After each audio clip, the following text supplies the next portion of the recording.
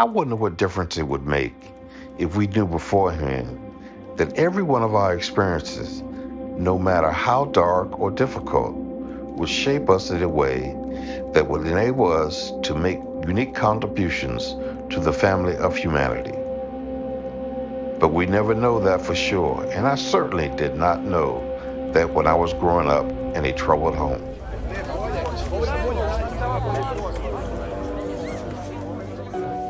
Meet Robert, a beacon for Black voices and the vast world of media. Growing up facing challenges unique to the Black experience, he became a guiding light for others in the community. Imagine a world where not every Black individual gets a chance. Robert changed that narrative.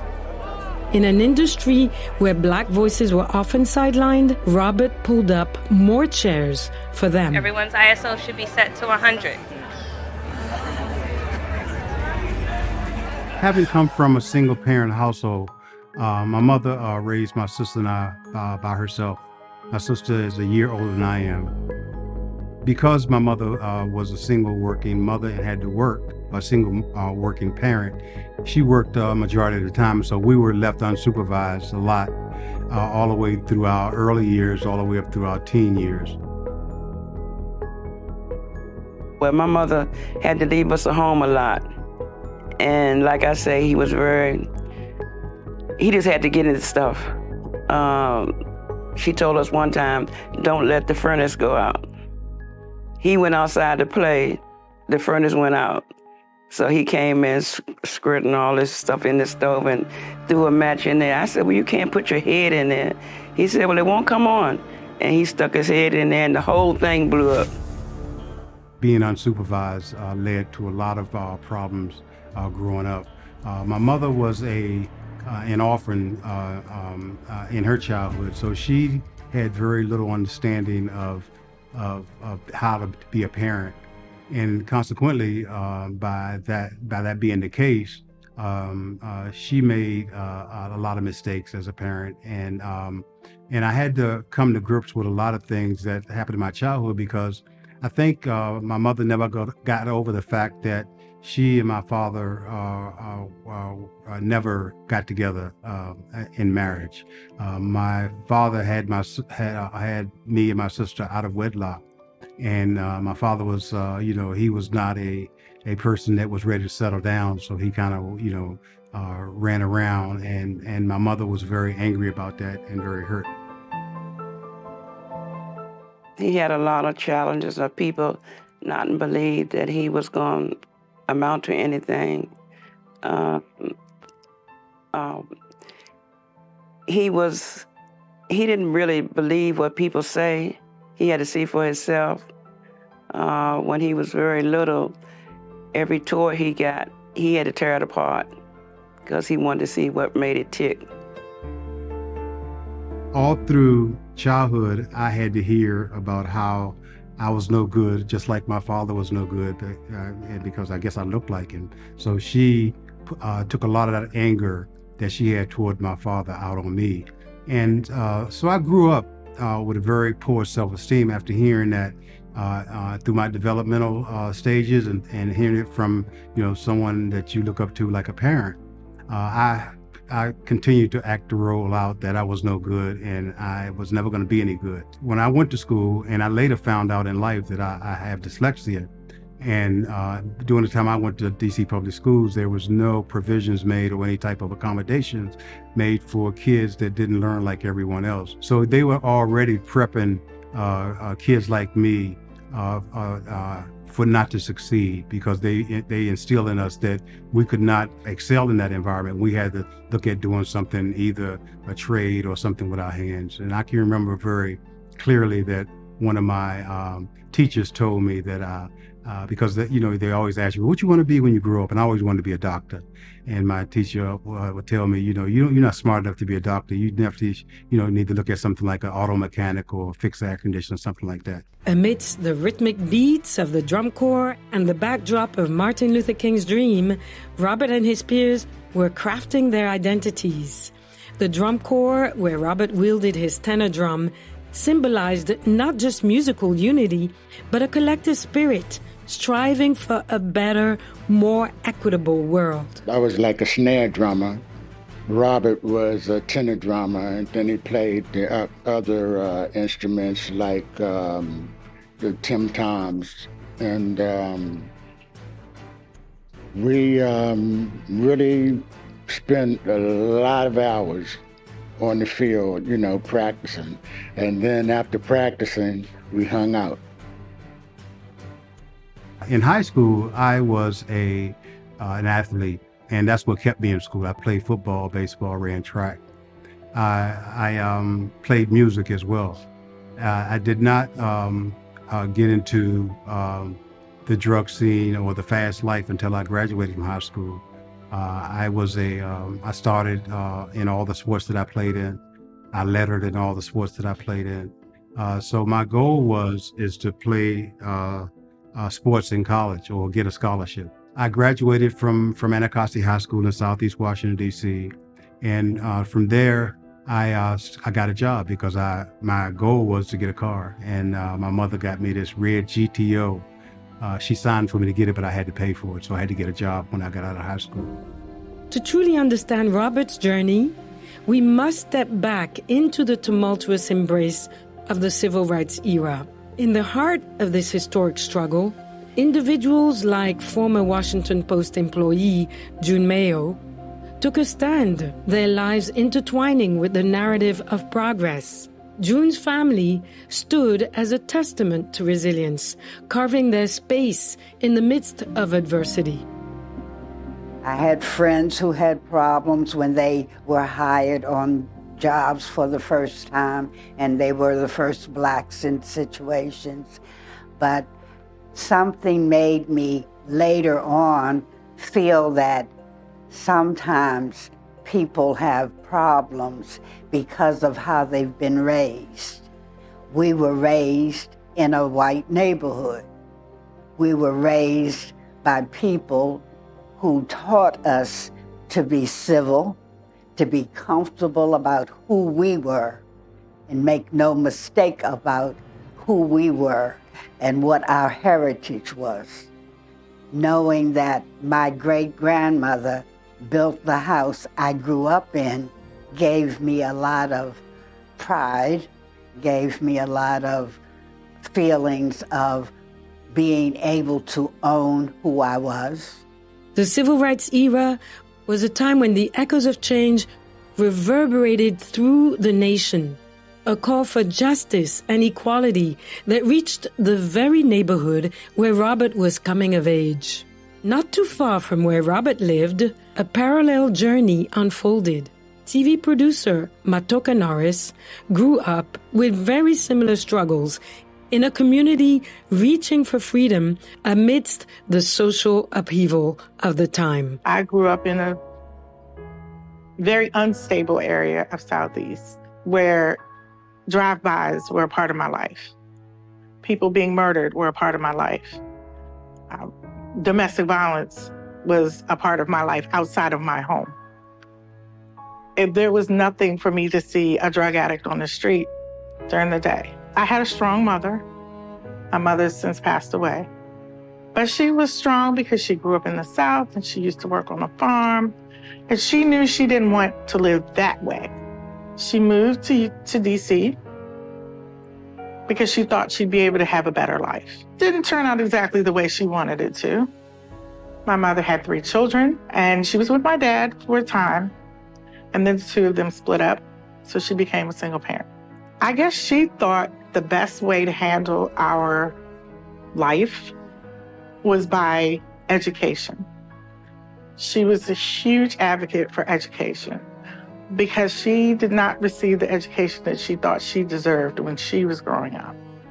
So she always pushed us, and I mean she pushed us. But she also took us out of the school system that was in my neighborhood. So I didn't go to the local schools. I went to Catholic school. Well, that in itself created problems because now my neighbors, the kids I grew up with, think for some reason I'm better than them because my mom can afford to send me to a Catholic school. Let's be clear. My mother could not afford to send us to Catholic school.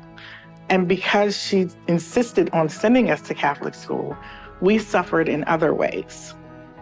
There were times when we didn't eat. We didn't have heat in the house. We didn't have electricity. Sometimes we didn't have our water turned on. The early 70s witnessed the relentless flooding of streets with drugs.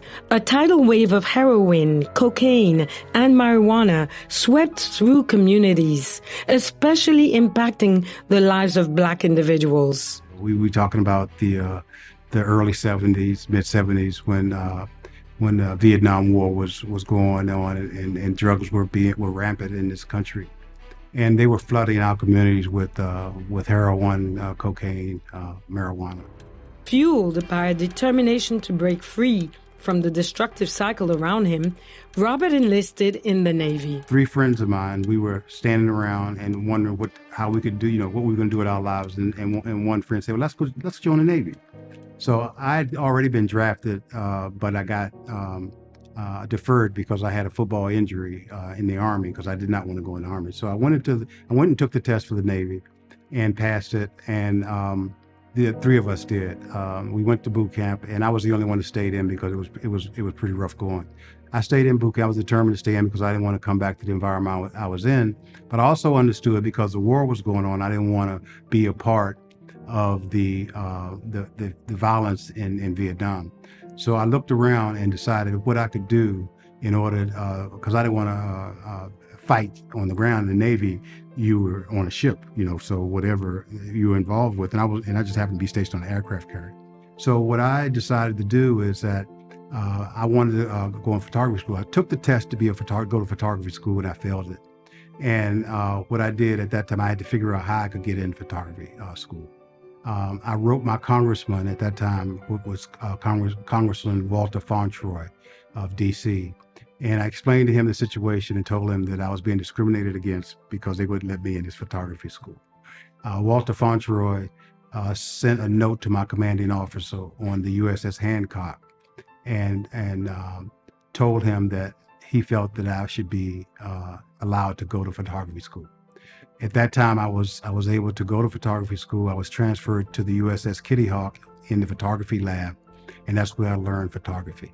Despite talent and passion, the doors to the media industry were often shut for aspiring Black individuals. Discrimination casts a long shadow, with bias prevailing and opportunities limited. Robert faced the formidable challenge of breaking down these barriers. Determined to carve a path for Black voices in an industry resistant to change. If somebody tells you that there's no bias in the industry, they'd be lying. There's definitely, they've definitely made strides. Interestingly enough, I lived in Ohio before I came down here. And in Ohio, I couldn't even get my foot in the door. Down here, that's like literally from the time that I got here, I can practically work 24/7, mostly because I'm good at what I do. And I'm blessed. I'm blessed to be one of the few. There's definitely more Black engineering, in terms of audio and video engineering in this town than there is pretty much anywhere. I mean, I've worked, with a lot of different companies, and usually everybody behind the camera is white. I would say it's been really, really trying.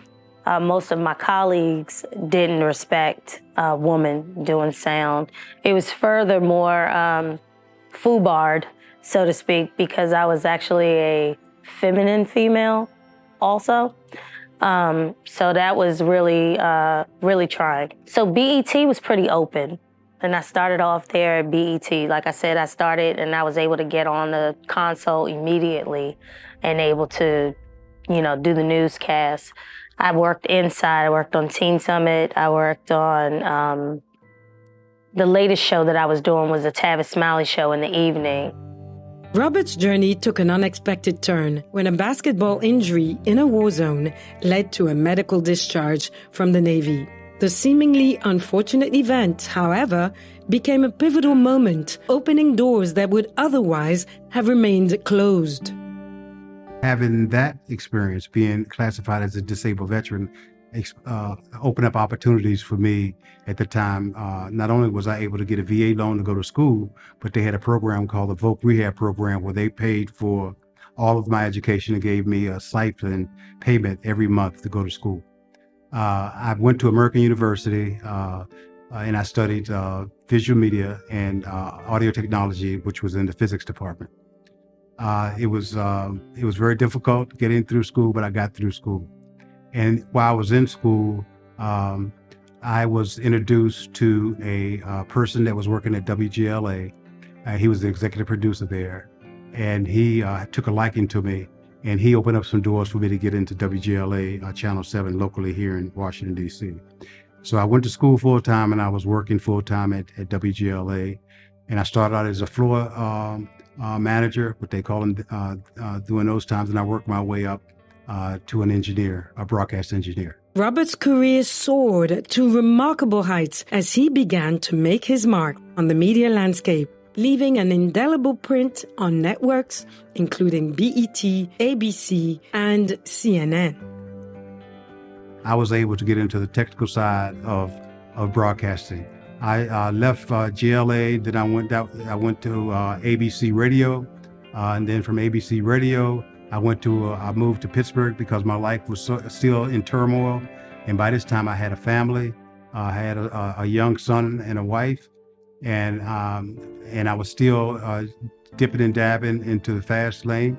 And I think what turned my life around as far as getting, I guess, off drugs and not having any type of a dependency on drugs, I think was when my 4-year-old son saw me into a physical altercation over a drug deal gone bad. And I realized how that affected him. And I decided to go into rehab and got into a 12-step program. And that was like 33 years ago. And that's, I've been drug-free for 33 years. I got an opportunity to work at Black Entertainment Television.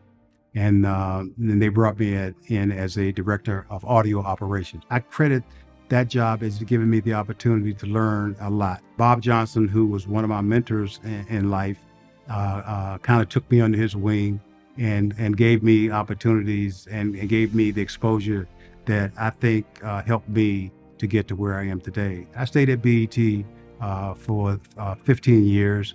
And during that time, I worked with some of the most famous people in the world in the Black entertainment and white entertainment community. Not content with his own success, Robert began working toward breaking barriers by championing the hiring of fellow African Americans into prominent positions within these influential organizations. His commitment to diversity and inclusion reshaped the landscape of media representation. Robert has always been about helping people. As long as I've known, he's helped everybody who I've known who followed me up through Black Entertainment Television. But Robert, he was always really trying to get more Black people involved. He was always trying to encourage, that's would be the best word I could give, encourage Black people to learn and excel, in their chosen portion of the industry. As a supervisor, you interact with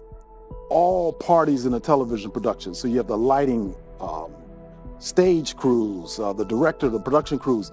So it goes beyond just being responsible for audio. You're actually responsible for the entire productions. And Robert did do some production management, or EIC, I should say. That also goes to mentorship because, you bring in, and we had a pretty young staff at BET. They were very talented. I think the average age back then was in and around 25 years old, so there was a good place to learn, and Robert really was very good at teaching and developing persons. Persons would come in with raw talent, but he was a polished professional, so he could teach them not only the technical aspects of the job, but also the business of television too. Robert's groundbreaking decisions extended beyond racial boundaries. At a time when the industry resisted the presence of women, he shattered norms by hiring and directing Black women into technical positions.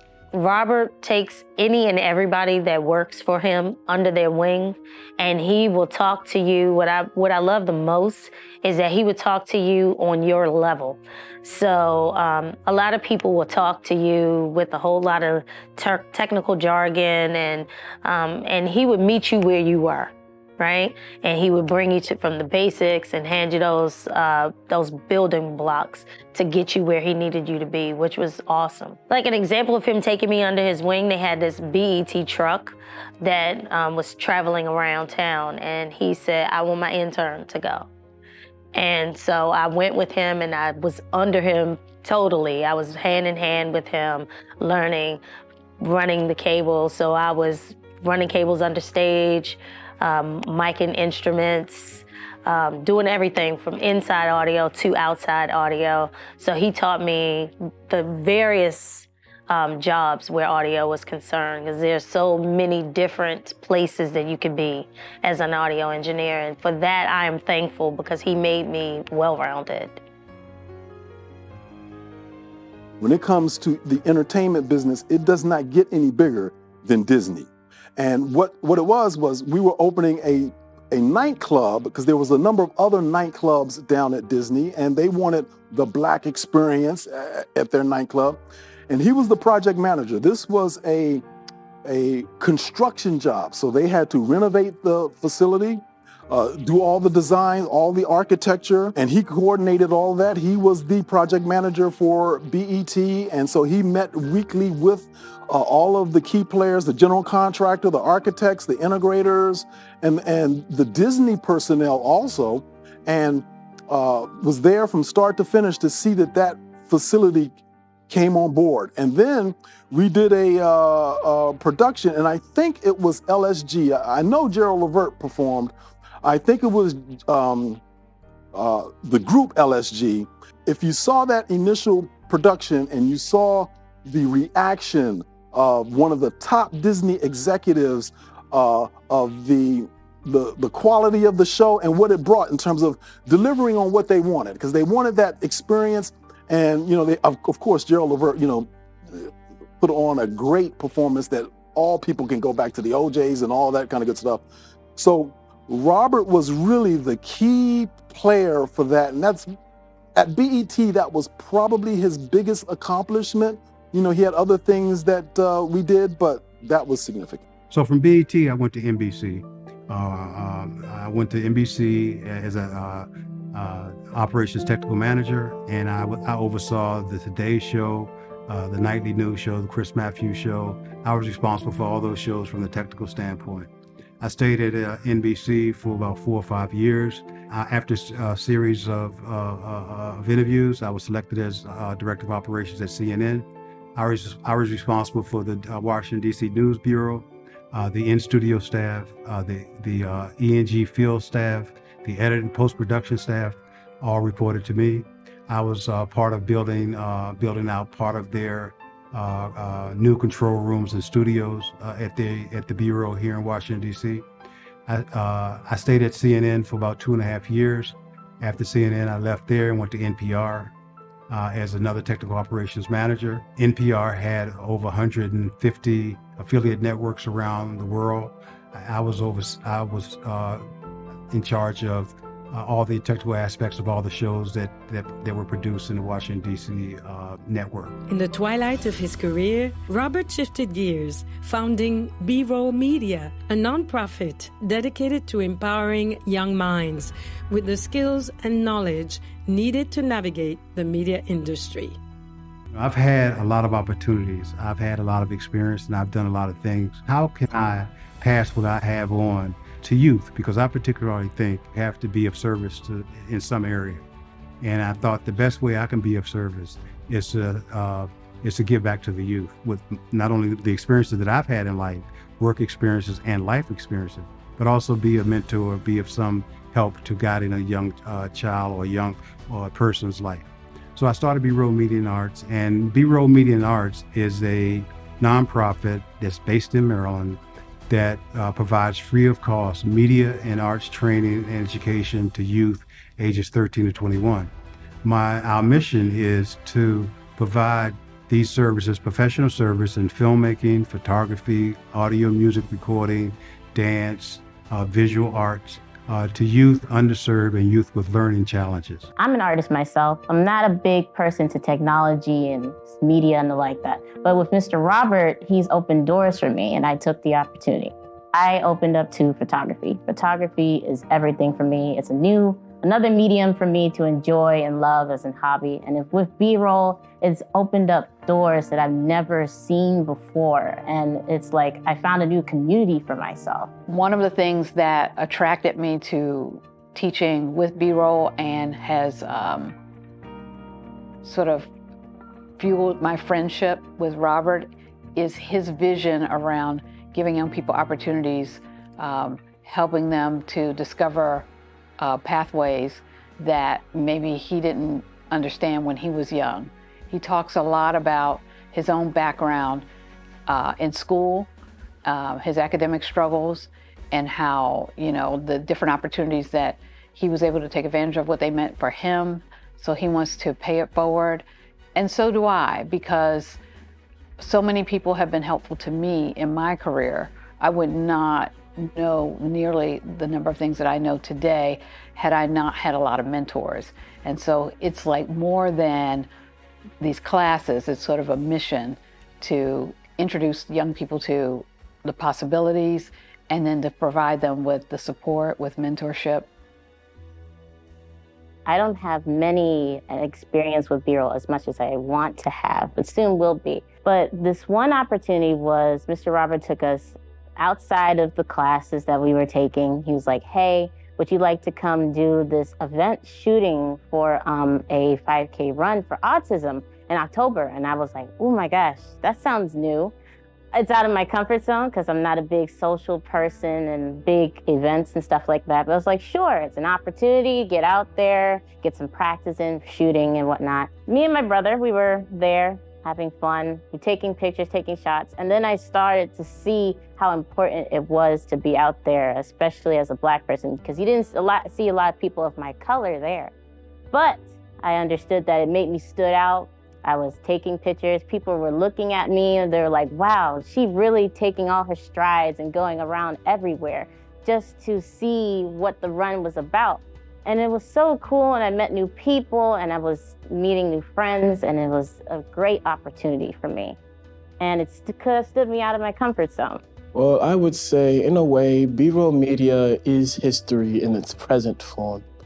Because when you think about it, B-roll is just like documentation in history. When it's documented down, it's set there in stone for a long time until it's forgotten. To have his name on your resume is a good thing. To allow him to represent you when you go forward and get your next job, to have your back is a good thing. I could mention his name and, he would always say, oh yeah, T-Rock, and he would do like, he would go, oh yeah, T-Rock, that was my project. And I kind of like really was, because when I started, I came from radio. I was at the point of my career where I had to make the choice of where I was going to go in front of the camera or behind the camera. And at that particular time, there were jobs behind the camera, not in front of the camera so much. And the person who was mentoring me at that time was like, hey, well, you go behind the camera, you can make a little bit more money. It was a no-brainer from that point, and that's how I met Robert.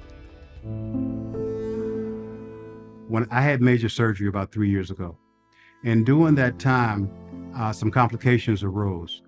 And because of those complications, I had internal bleeding that they didn't find until it was too late. And I had what they call in the medical term, I coded, which means I transitioned, I died. And they had to bring me back. And I guess, by the grace of God, they did bring me back. And during that time, I was in a 2.5, 3 day coma period. During this whole time, being in that coma, I did not have any concept of time, animated of suspension. And there was a dark side that I was being pulled to, and there was a light side that I was fighting to get to. Now that force, or that magnetic pull that was pulling me to that dark area, and that's the only way I can describe it, because it just looked dark, and I can see it clearly as it happened just now. I was being pulled to that dark side, and it was like I'd never felt that type of force in my life, and I was fighting with every bit of energy that I had to get to the light that I saw. Now I know that they say when you go to the light, that's when you transition, but maybe that's the dyslexia that I have, that everything is reversed for me. But when I got to that light, it's when I woke up, and when I woke up, my wife and my sister were standing at my bed, and first thing I asked, how long was it? They told me 3 days I was in a coma, and I was on life support, and they had to take me off, and a whole bunch, So that to me reinforced that there is a power much greater than I am, and I'm here for a purpose. And so the purpose that I feel that I'm here for is provide this service for young people. And so whenever I get discouraged, or whenever I feel that I just can't do this, I reflect back on that moment when I had to fight to be here. And every day I try to take advantage of being here on earth and doing something positive, because I know I was given another chance.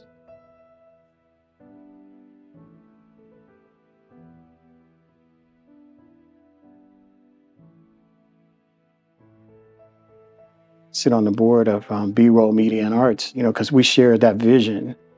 We launched the Jazz Channel, which was pretty much exclusively jazz, but we obviously had interviews. So we did 40 concerts per summer with all of the top jazz musicians.